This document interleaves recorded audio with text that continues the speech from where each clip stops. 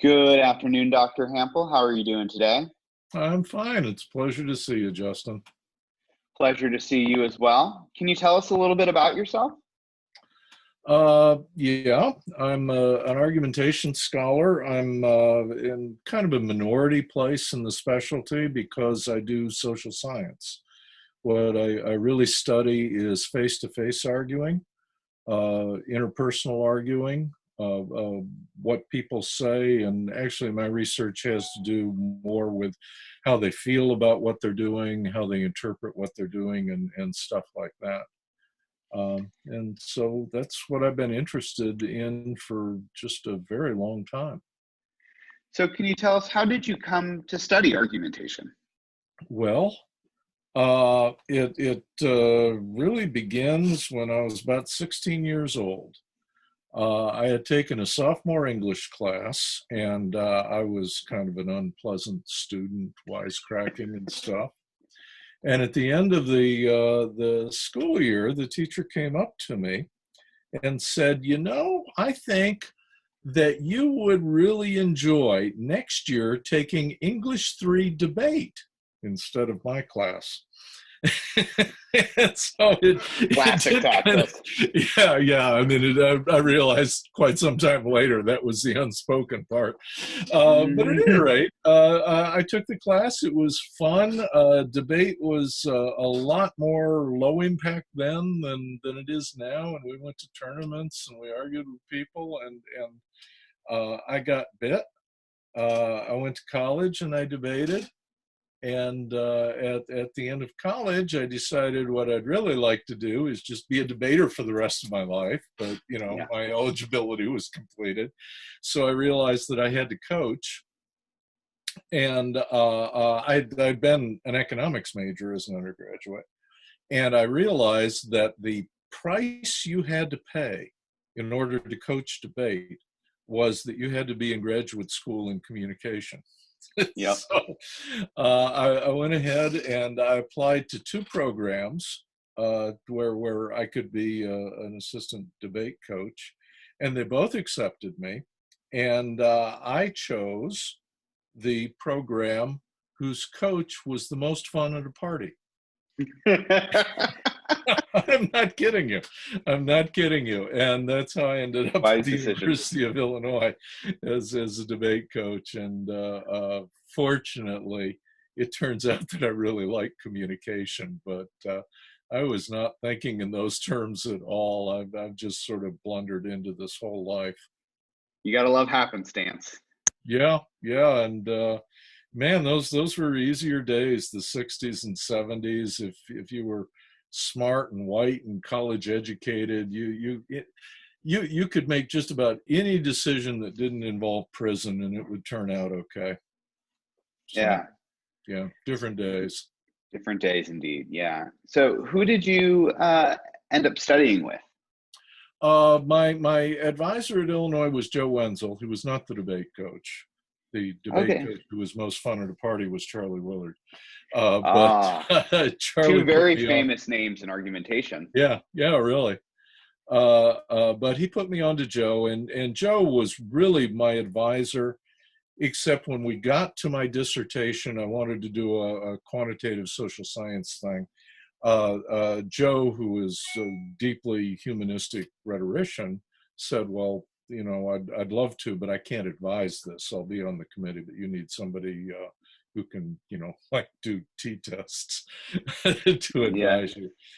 So Ken Anderson ended up being my dissertation advisor, but emotionally, spiritually, intellectually, Joe Wenzel was my advisor.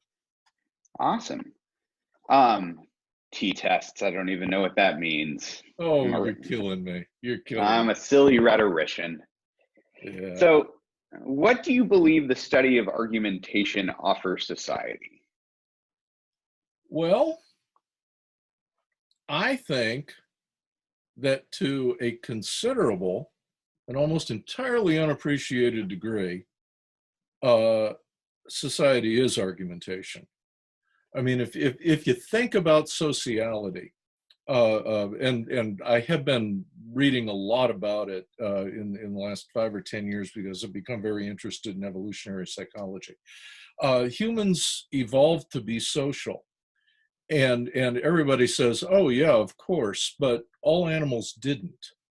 If you think of schools of fish, they Yeah. evolved to be social.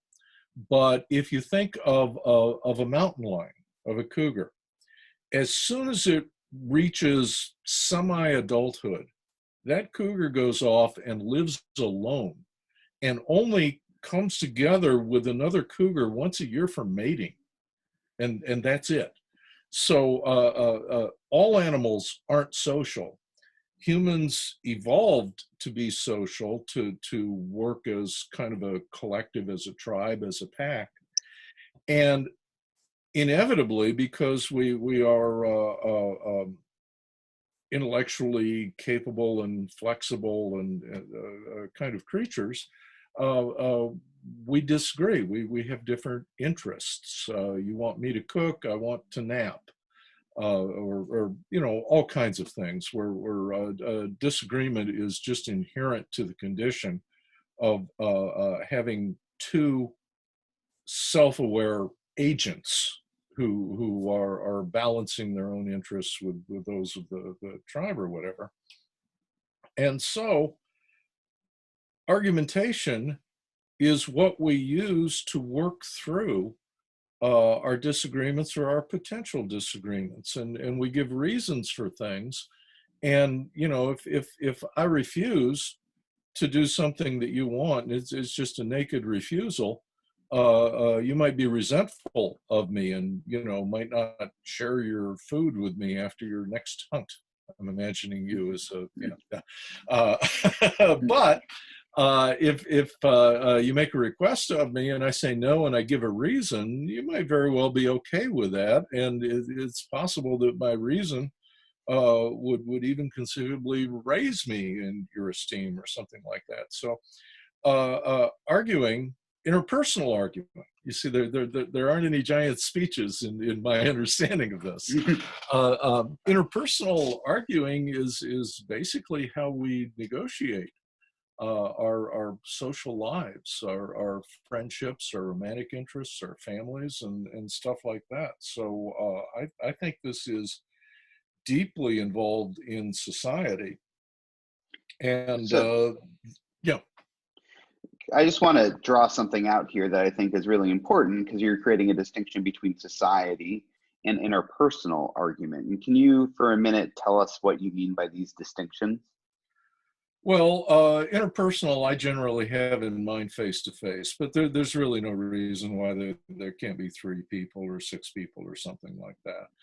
But when you think of your face to face arguments, argument, let's call it a discussion for a little while so that people understand that we're not talking about yelling at each other. If you think about your argumentative discussions, it's usually just a handful of people. Having an argumentative discussion in a classroom with 30 people is really quite weird. And so a tribe back in the Pleistocene era, where we basically acquired all of our wiring, the tribe might only be 2 or 3 dozen people, and you might go your entire lifetime without ever encountering more than a half a dozen other humans who are not in your tribe. And so usually your discussions, your arguments, your explanations, your stories, they would occur among, I don't know, the number of people who could casually sit around a fire or something. So Yeah. I think that society is built from the dyad up.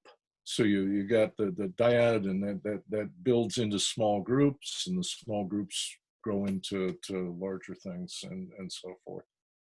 Interesting. So the echo chamber is sort of the unit of analysis to some extent. Well, the echo chamber is inherent Yeah. because you want to be with people who have your interests and share your interests, because they're more likely to mate with you, they're more likely to share their food with you, they're more likely to watch your kid while you wander down to the river. And so all these echo chambers that people complain about on the internet, there's no other natural way for humans to be. Yeah, it's just sort of like our affinity group. That's who we get along with. That's who we want to be with. Sure. I mean, it makes sense. Yeah. So, what do you call your approach to argumentation? You emailed me the questions, and I saw that one, and I thought, I have no frigging idea. It's just interpersonal arguing, studied Okay. social scientifically. The only real distinction I'd make between what I do and other people, some other people who study interpersonal arguing, is some of them are conversation analysts, and they figure out what is typical of arguing, whereas I try to figure out what is typical of arguers. So they're kind of a different set of questions. There's no epistemological difference in what we do, but our activities and our articles look like they're from different worlds. Is it a methodological difference between the two of you? Well, sure, but I have a lot of trouble making any principal distinctions between different methodologies. I mean, Okay. obviously, some of them result in tables of numbers. Some of them result in elegant paragraphs about metaphors and things like that. But everybody has data. Everybody insists that their data be authentic or reliable or valid or whatever your terminology is. And everybody thinks really hard about what the data means. And that's the basic methodology. And you get trained in a particular method, and what they're teaching you is arguments that we worked out 100 years ago or 50 years ago or 20 years ago. And we work these arguments out, and we've decided that these are sound argument schemes. And so if you use one, you don't have to stop and explain what you're doing. And so, they figured out what a t-test is 100 years ago. You really should look it up, Justin. Like a one-way ANOVA? Actually, the one-way ANOVA is more sophisticated. Just like, they kind of figured out Foucault 30 years ago. So, if you do a basic Foucault argument, you don't have to explain who he is. And they figured out things like adjacency pairs 40 or 50 years ago. So if you do that in a conversation analysis, you just say, okay, look, an adjacency pair, and let's move on. So these are just arguments. Methodologies are just arguments that have been really rehearsed by a community of scholars. Yeah. So, codified. Yeah. So, I mean, to me, this begs the question, or I'm sorry, raises the question. I would get chided. What is an argument? I think that an argument is a claim supported by a reason. And I think a reason has two elements. It has evidence in it, and it has some sort of inference license that Toulmin called them warrants. So you've got a conclusion supported by evidence that is linked to the conclusion by an inference license. Interpersonal arguing is the exchange of reasons.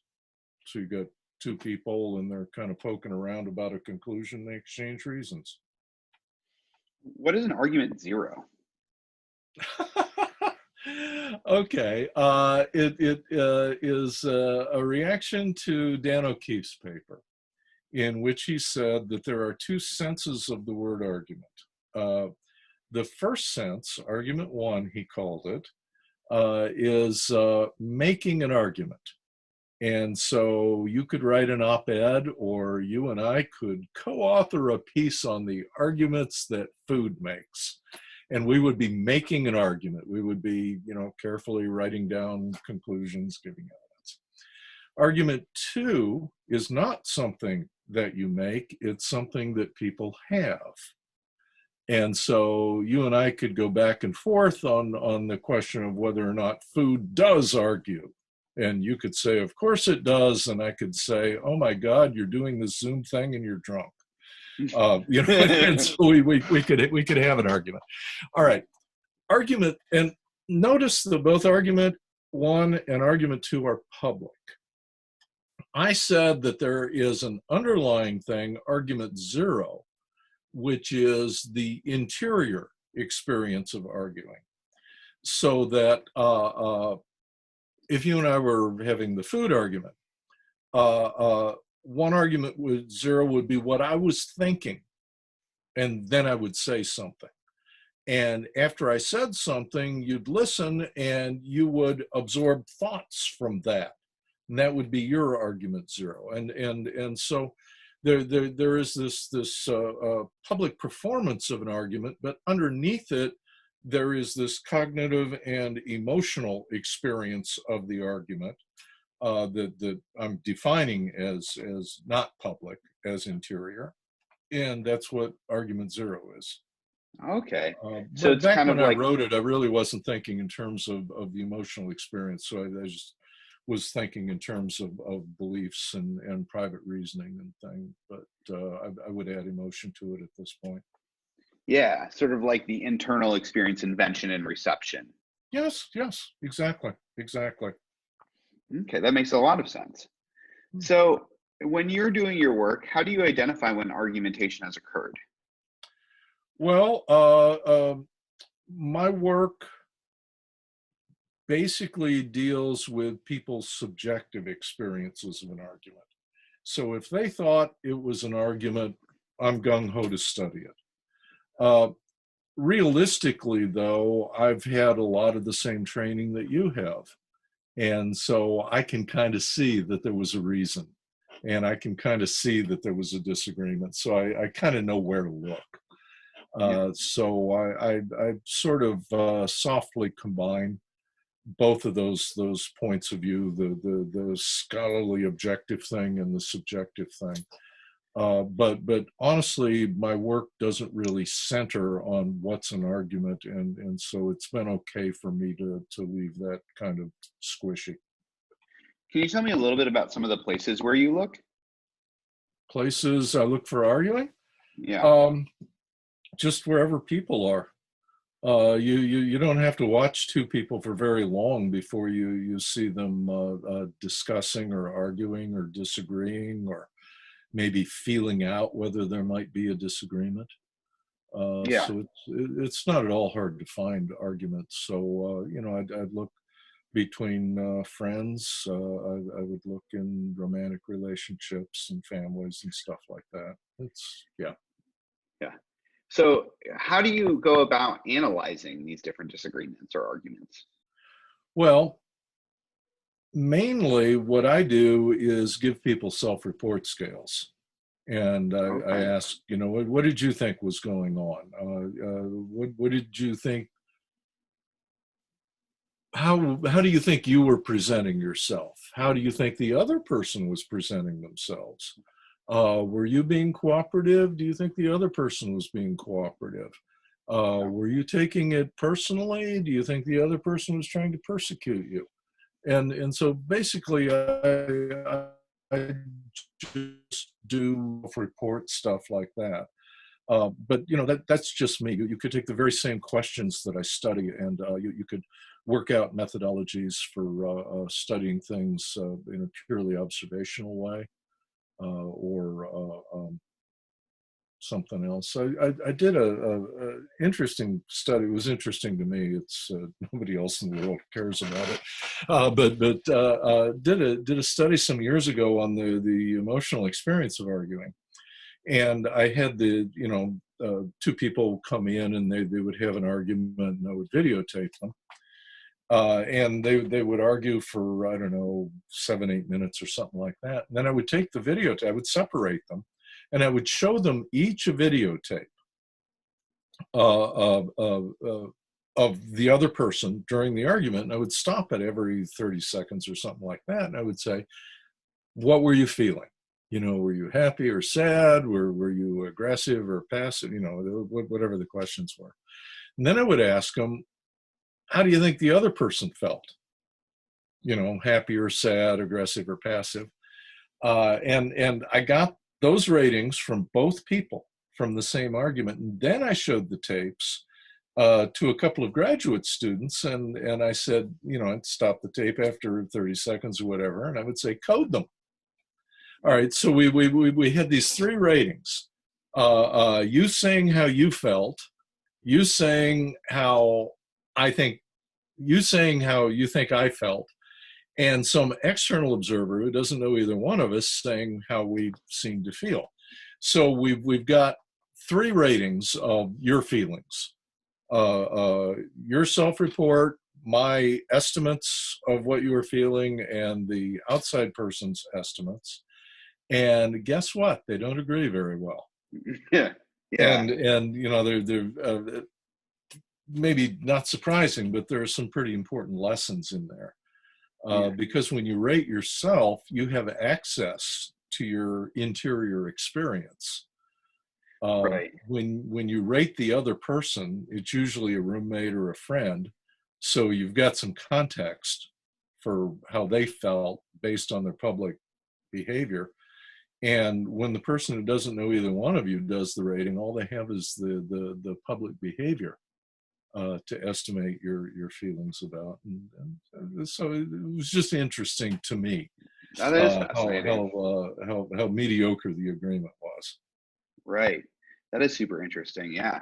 Were the grad students surprised?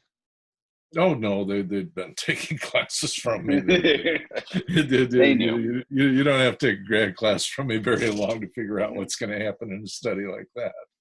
Yeah, no, that makes sense. But it was fun. It was also one of the first studies to really take up the emotional experience of arguing. Yeah, well, oftentimes in argumentation, or at least earlier iterations, now I feel like in the contemporary moment, emotion is allowed in, but at least in the birth or the way it's narrated, early argumentation was like no emotion, it's straight logic. And then you hear it narrativized that all of a sudden people are interested in ordinary argumentation, the things that ordinary people do, and they're created this space to realize that people have feelings, and those feelings. And we were not prepared for this as a discipline. Yeah. Because of Aristotle. Yeah. You got logos, pathos, and ethos. Ethos is persuasive proof drawn from the nature of the speaker.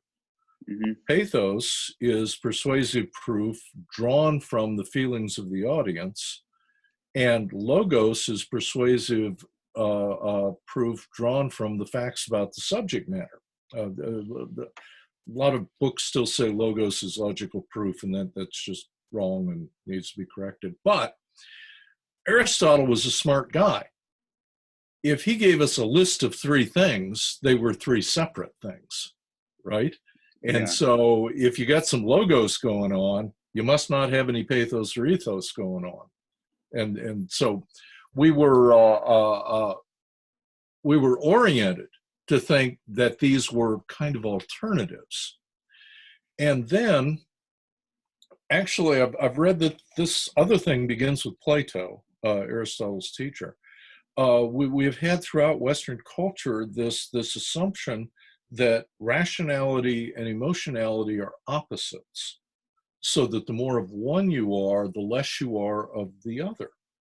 And this contrast is even so sharp that we have stereotypes about which one men are and which one women are. So there's supposed to be a trade-off.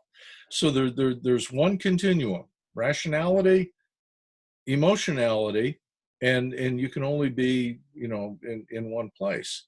The reality is that it's two orthogonal things. You can be extremely rational or extremely irrational, and you can be extremely emotional or extremely cold.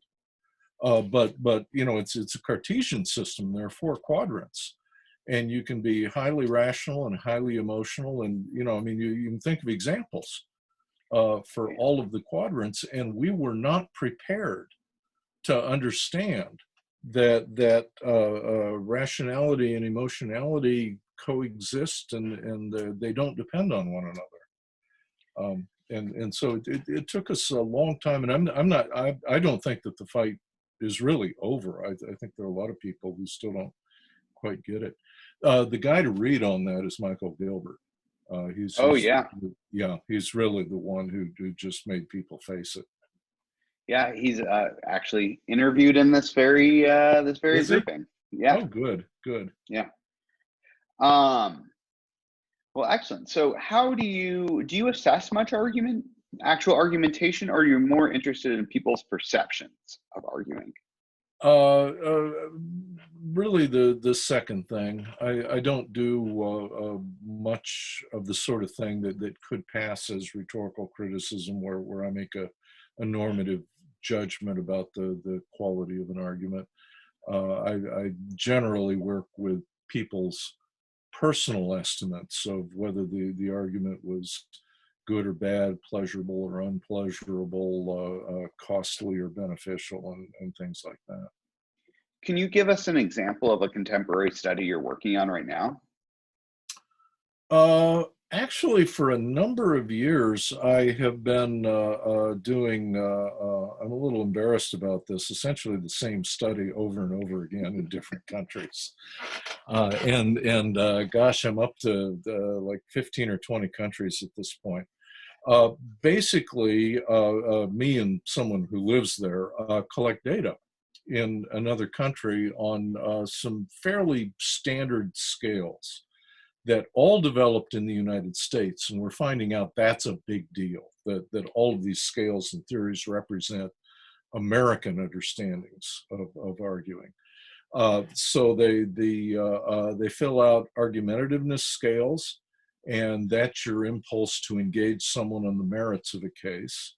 Verbal aggressiveness scales, this is your impulse to engage in ad hominem arguments. Taking conflict personally scales, this is your inclination to take a disagreement personally, or to see it as being about the content. And this collection of scales that I've developed called argument frames that capture your understanding of why people argue and what an argument is for and what an argument can do. And so they tell you whether or not arguments are cooperative or competitive, and whether people argue for play or not, and stuff like that. Basically, as I say, gather the data from different countries so that we can see how these different subjectivities work together in other countries. And of course, to compare countries to one another, who's most argumentative and stuff like that. And we've learned some interesting things. One of the most pressing things we've learned is that American theories do a pretty good job of explaining America, but they do a really terrible job of explaining some other countries, particularly in the area of motivations. For instance, argumentativeness, it has two subscales, argument approach and argument avoid. And argument approach, this is where you say, oh, I love to argue, I get a lot of enjoyment from going through all details of reasons and stuff like that. That's argument approach.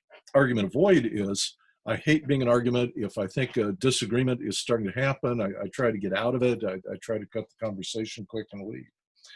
And in the United States, those were theorized as opposites, that you either approach or you avoid, and you kind of balance them out. You subtract one from the other, you get like a resultant motivational vector.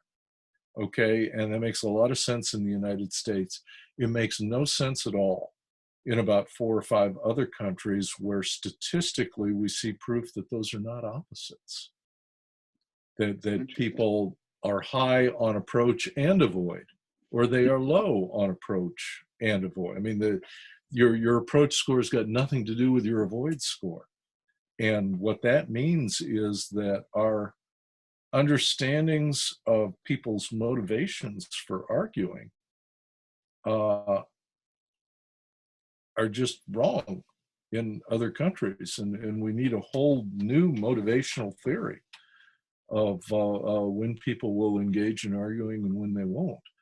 And I don't know whether we are going to end up with one giant better theory that includes like the United States and Chile, or whether we're going to have different motivational theories for each kind of country. That's cool. Yeah. It sounds like you're really starting to develop a really robust understanding of intercultural argumentation. Well, what I'm doing is collecting a lot of data, and you just kind of stare at the data and you think about it for a while. The truth is, the really deep and developmental work is going to have to be done by other people, because I am just down to the marrow of my bones. I am a Midwestern American. And it is just stupid for me to explain what Malaysians think or what Chinese people think or South Koreans or something like that.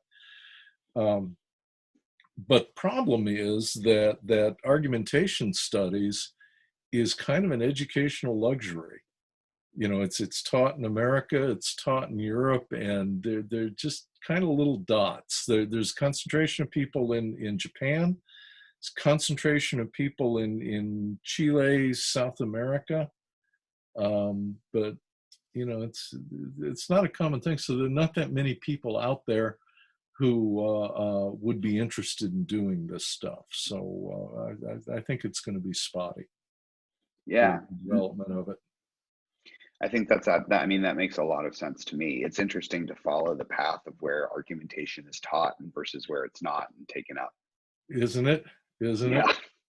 Yeah, I mean, it's the United States, Canada, Netherlands. Boy, you want to see some scores for people who like to argue? Netherlands. Portugal, there's this concentration in Lisbon now. And the Portuguese, they don't have really high motivations to argue, but they are so skilled at it. They are so cooperative and they are so pleasant to so I mean, you see these patterns in different countries, and they do kind of connect with where groupings of intellectuals thought that arguing would be a worthwhile thing to study. Yeah, that's interesting. I like that. Well, I think that's a good note to end on. I wanted to know if you had any advice to young up-and-coming argumentation scholars. Sure. Figure out what you care about, not necessarily in argumentation. Figure out what you care about in the world. It might be the environment. It might be divorce. It might be politics. Whatever you care about, there are arguments associated with it. So use your commitments as an entree into argumentation, because argumentation touches everything. You know, as I said before, it's the basis of social life. And once you get into studying your thing, just follow the evidence wherever it leads you, and eventually you will end up studying everything. That's some great advice. Thank you very much, Dr. Hample. All right. Pleasure to talk to you. Pleasure to talk to you. Have a good day. All right.